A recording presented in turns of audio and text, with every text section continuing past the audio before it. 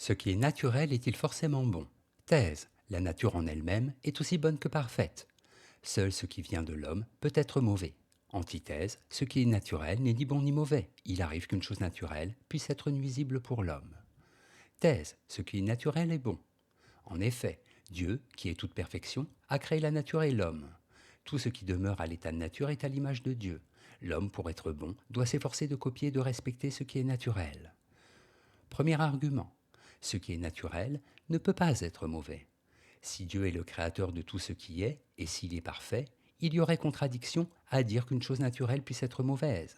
Cela signifierait que la volonté de Dieu n'est pas toute puissante, ou bien encore que le Créateur a souhaité que le mal existe. Seul l'homme peut être mauvais, parce que, dit la Bible, il a commis le péché originel.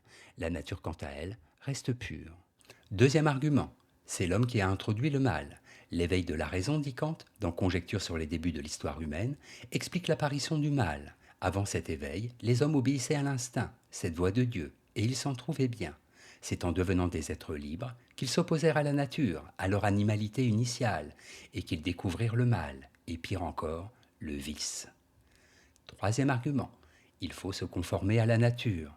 Dans sa préface au discours sur l'origine et les fondements de l'inégalité parmi les hommes, Rousseau déclare que c'est en vain que nous chercherons la loi qui convient le mieux à l'être humain, tant que nous ne connaîtrons point l'homme naturel. La nature, parce qu'elle est bonne, constitue un modèle de conduite. Il faut la respecter et lui obéir. En bref, se référer à ce qui est naturel, c'est se référer à ce qui est bon. Ce que la nature produit n'est pas corrompu. La nature de l'homme est initialement bonne. Antithèse. Ce qui est naturel n'est pas forcément bon. Les notions de bien et de mal ne concernent que l'homme. La nature est ce qu'elle est. En tant que telle, il se peut qu'elle nuise à l'existence humaine. Dans ce cas, l'homme doit intervenir afin de la corriger. Premier argument. Il n'y a pas lieu de moraliser la nature. Le jugement qui consiste à attribuer des qualités morales à la nature n'a pas de sens. C'est en fonction des valeurs qui se rapportent à l'homme que la nature peut être dite bonne ou mauvaise. Un champignon vénéneux n'est pas en soi méchant, mais bien qu'étant naturel, il peut engendrer la mort. Ainsi, n'est-il pas bon pour qui le consomme? Deuxième argument, c'est l'homme qui juge la nature. Hobbes et Machiavel se font une idée assez pessimiste de la nature humaine. Rousseau, au contraire, pense qu'elle est initialement bonne et généreuse. Aujourd'hui, il est de bon ton de penser que la nature doit être protégée, de croire qu'il est préférable de se nourrir de produits naturels. Au siècle de Descartes, la nature, loin d'être respectée, devait être soumise à la volonté humaine. Troisième argument, l'homme corrige la nature. Si véritablement tout ce qui est naturel était bon pour l'homme, alors il n'aurait pas inventé des médicaments qui guérissent la maladie, des procédés qui stérilisent les aliments. Il n'aurait pas construit des digues qui protègent de la tempête. L'évolution de l'homme est inséparable de son constant souci de corriger et de perfectionner la nature. En bref, la nature n'est pas forcément bonne pour l'homme. Ce qui est naturel doit bien souvent être amélioré. C'est l'un des buts des sciences et des techniques. Synthèse. Concernant l'homme, il est bien difficile de dire si sa nature est bonne ou mauvaise, dans la mesure où celle-ci ne se révèle qu'au moyen de l'éducation, laquelle relève uniquement de la culture.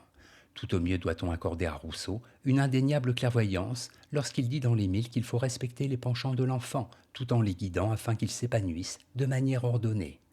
Quant aux choses naturelles proprement dites, il est plus évident qu'elles ne sont pas nécessairement bonnes en soi.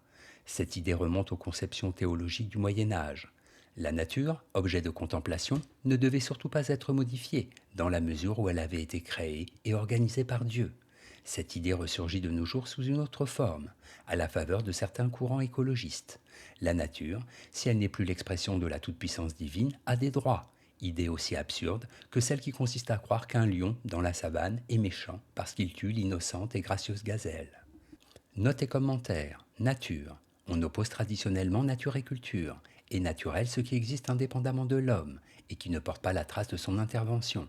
En ce cas, on peut déjà dire que les légumes sont naturels, et donc bons, parce qu'ils n'ont fait l'objet d'aucun traitement chimique. En effet, ils ont bel et bien été cultivés par l'homme.